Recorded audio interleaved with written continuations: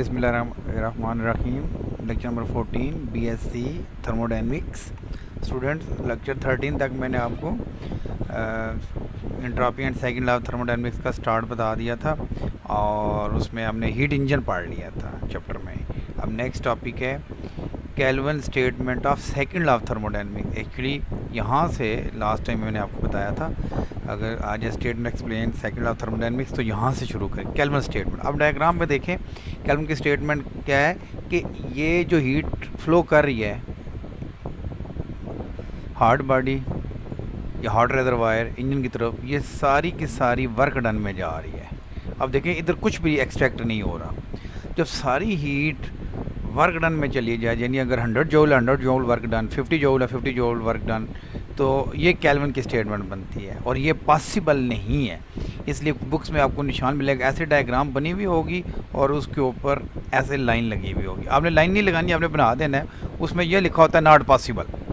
ठीक है, तो केल्विन की स्टेटमेंट ये है, it is impossible to make a engine which operating in a cycle can go on doing work by taking heat from a single body, यहाँ से ऊपर से, without other body at lower temperature पर। ये rejection नहीं है। दूसरी statement हम कैसे लेते हैं, it is impossible to convert entire heat into useful work without leaving any change in the working substance. ये भी हम सेकंड लॉ में केल्विन की स्टेटमेंट हम इसको स्टेटमेंट ऐसे लिख सकते हैं। तो ये डायग्राम है, मस्ट सिस्टमेटिक डायग्राम है साथ। आगे चलें, this law tells that two bodies are different temperature are necessary for working of the engine. The hot body is called source while the cold body is called sink. That is a Kelvin statement है। ये छोटा सा numerical कर दी है। अब book से भी थोड़े मैथमेटिकल स्टेप्स डाल सकते हो, या इतना ही सफिशेंट है क्योंकि दूसरी स्टेटमेंट आ रही है। एफिशिएंसी है 22%, नंबर ऑफ साइकिल पर सेकंड 95 है, rate of work at 120 horse power, 1 horse power 746 watt होता है या जूल पर सेकेंड। वाट को जूल पर सेकंड यहाँ पे कर दिया, तो ये इतने जूल पर सेकंड बन गया। तो डिटरमिन क्या करना है, W, Q H and Q C, high temperature heat and cold temperature heat. तो वर्क डन पर साइकिल आ गया, rate of work, number of cycle, value put की, ये आ गया जी आपके पास। एफिशिएंसी होती है output by input, this is work is the output और इनपुट दी है high temperature reservoir by input है।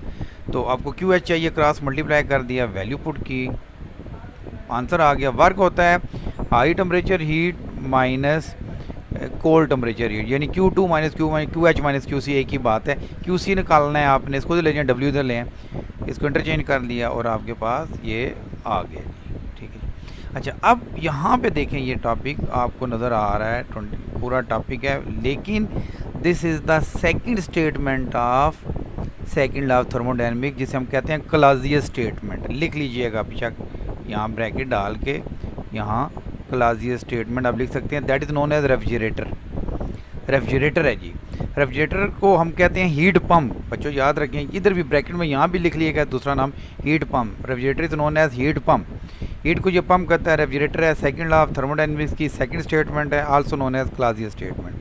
Heat engine run in reverse is known as refrigerator. Refrigerator needs work to transfer heat from low temperature to high temperature. देखिए fridge के अंदर low temperature होता है, कोई चीज़ रखें ठंडी हो जाएगी, और फ्रिज से बाहर हाई टेम्परेचर होता है, तो उसका कंप्रेसर वेपरेटर तमाम कंपार्टमेंट की हीट को लो से टूवर्ड्स हाई बाहर की तरफ वो एक्सट्रैक्ट करता है। That is known as refrigerator और हीट पम्प। तो इसकी जो हम आगे डायग्राम देखते हैं, ये बच्चों देखें, पूरा हीट इंजन बना के आपने लो टेम्परेचर को हीट एक्सट्रैक्ट कर रहे हो वहाँ से, और वर्क डन कर रहे हो in the form of electricity, work done कर रहे हो और हीट को एक्सट्रैक्ट कर रहे हो आप हाई टेम्परेचर की तरफ। That is known as refrigerator.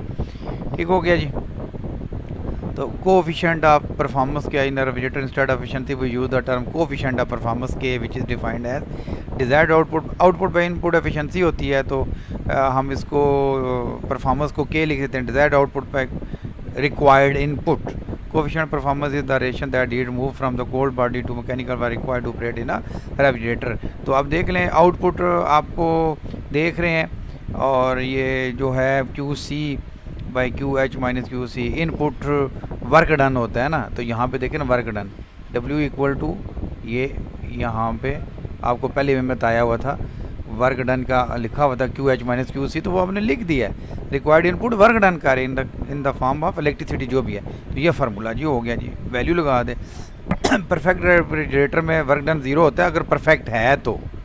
ऐसा फ्रिज जो खुद ही चलता रहे बस ऐसा नहीं होता, तो ये उसके बराबर हो जाता है, इन्फिनिटी हो जाती है, जो पॉसिबल नहीं है। लेकिन लिखेंगे आप, डायग्राम बनाएंगे, ordinary house hold refrigerator the work liquid freon gas होती है that circulated with in the system, the cold body is the interior of the refrigerator, वो सारा बता दिया है।